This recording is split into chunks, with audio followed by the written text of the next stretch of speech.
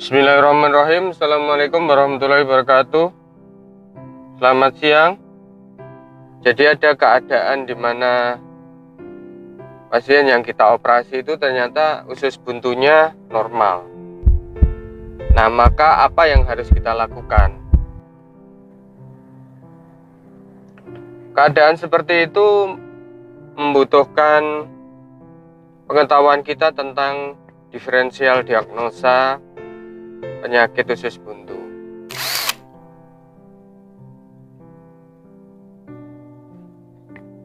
Kolesistitis, peptic ulcer, pelvic inflammatory disease,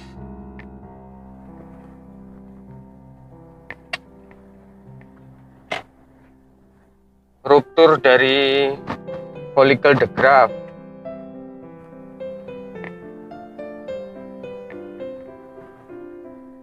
batu di ureter, primary peritonitis, mesenteric adenitis,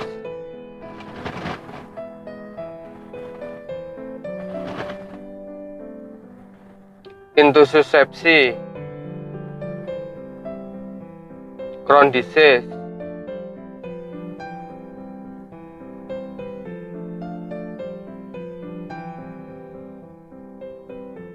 jadi banyak sekali ya. Nah, untuk memudahkan hal tersebut, maka pola pikir kita adalah anatomi. Anatomi dari apendisitis itu bagaimana? Apendisitis kita tahu berada di cecum. Jadi, jika appendiknya normal, kita lihat di cecum apakah ada infeksi. Di bawahnya cecum terdapat ureter. Apakah terdapat batu di ureter tersebut? Bisa kita raba. Kemudian jika kita melakukan open appendectomy, kemudian kita lihat appendicitisnya normal, kita juga bisa mencari di bawah dari ureter itu, kita tahu berjalan arteri. Jadi apakah terdapat aneurisma aorta abdominalis, aneurisma iliaca communis. Nah, kemudian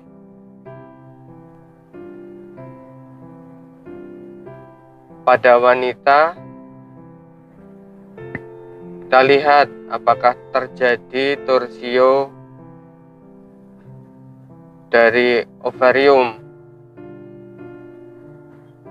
apakah terdapat infeksi di tuba Fallopi, di adnexa situ adnexitis.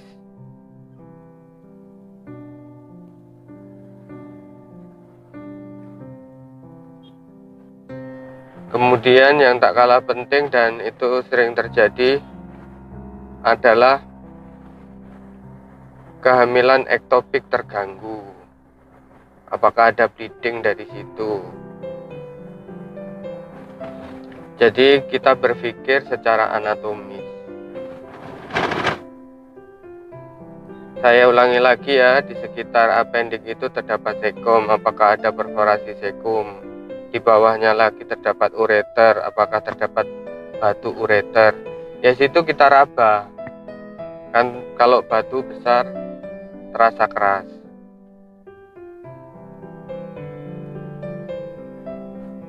Kemudian pada wanita apakah terdapat kehamilan ektopik terganggu, apakah terdapat torsio dari stoma ovarii. Ya, seperti itu sudah pernah saya ketemukan. Di sekitar appendik terdapat ilium, apakah terdapat Crohn disease? Kemudian Ilium bisa kita keluarkan sepanjang 1 meter. Ilium bisa kita keluarkan sepanjang 1 meter untuk kita lihat apakah terdapat diverticulum Meckel.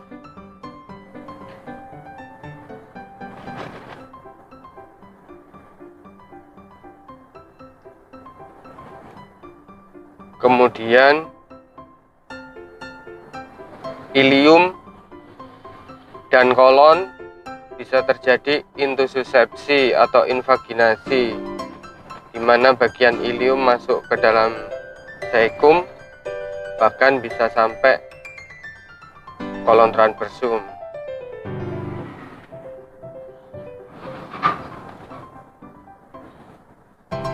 Nah, kalau letaknya berada di kanan atas, di situ terdapat gallbladder. Jadi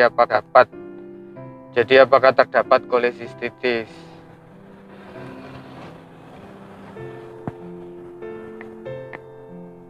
Kalau apendik normal atau terdapat cairan-cairan semacam pus dalam jumlah banyak, kita juga harus berpikir apakah terdapat ulcus pepticum.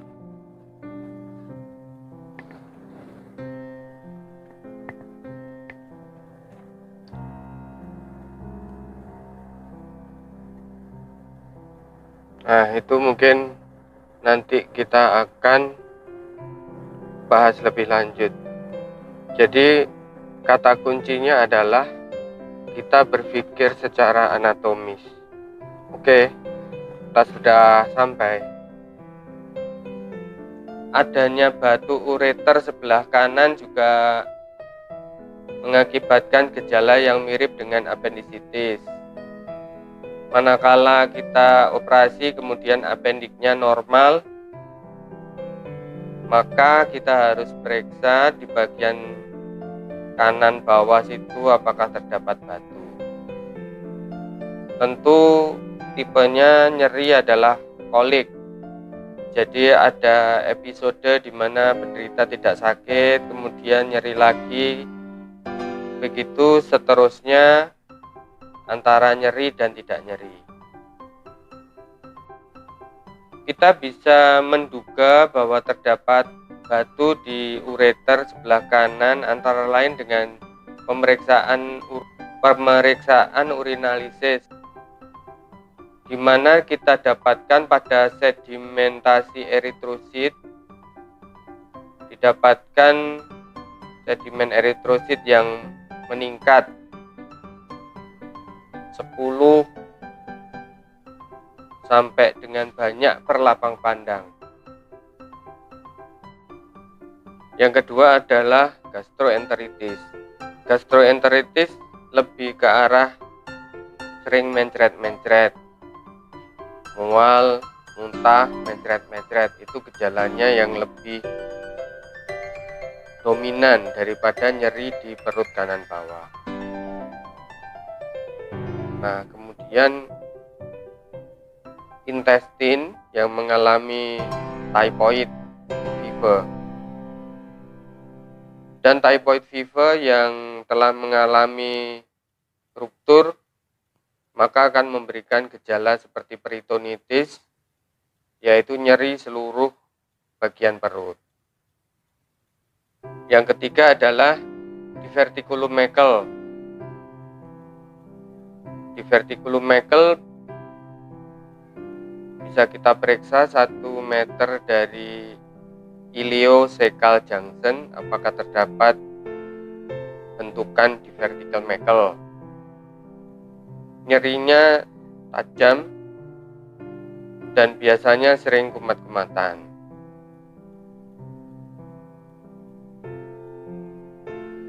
Intussusepsi itu juga merupakan diferensial diagnosa dari apendisitis atau usus buntu. Ini bisa terjadi pada anak kurang dari 2 tahun. Pada pemeriksaan fisik kita bisa dapat masanya berada di kanan, biasanya bisa kanan dari bawah sampai ke atas. Dari pemeriksaan penunjang BNO LLD bisa kita dapatkan coiled spring, free fluid level,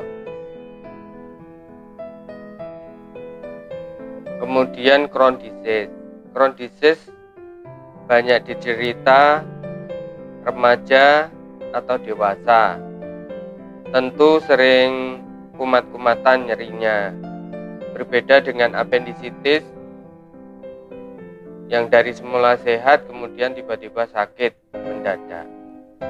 Kemudian peritonitis primer, ini pada pasien dengan riwayat sirosis hepatis ataupun gagal ginjal. Nyerinya menyeluruh dan tidak bisa menjelaskan dan tidak terlokalisir di kanan bawah. Sekarang pada wanita bisa didapatkan pelvic inflammatory disease. Biasanya nyeri tidak hanya di kanan tetapi di kanan dan kiri bawah. Terjadi 5 hari akhir dari siklus menstruasi.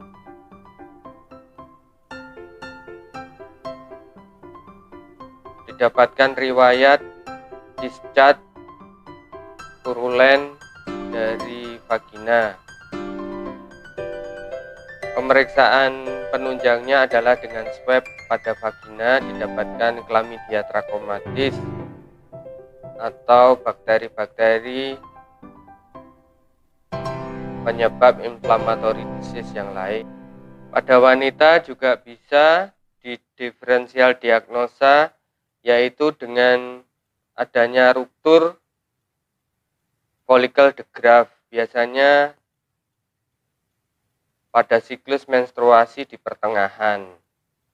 Di sini tidak membutuhkan pemeriksaan penunjang, cukup dengan kita menganamnesa.